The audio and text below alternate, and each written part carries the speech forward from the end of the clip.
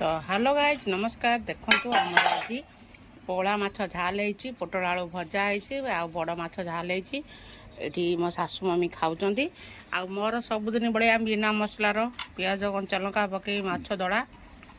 तो आम दी पुओ खाइबे पोटल भजा, बैगन टमाटो पोड़ा, पखाड़ भात। जो गरम हो इच्छा होनी गरम खायापी, तो से मैंने पखाड़ खाइबे। आउ सासू मम्मी माछ झालटा केमिति लगुच?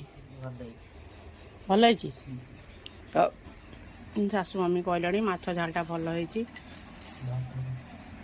तो यहाँ मोर प्रतिदिन भाया चकुड़ा चकुड़ी पियाज कंचा लंका रसुण पकाए, किंतु रसुणटा भल मत गंधाए, भल लगे।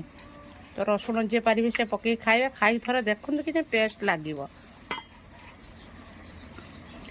तो जदि मो ब्लॉग टी आपण मानू भल लगे तो लाइक करिए, शेयर करिए, कमेंट देवे, आओ सब्सक्राइब करने फ्रेंड भूलिए। Love you all. जय जगन्नाथ फ्रेंड।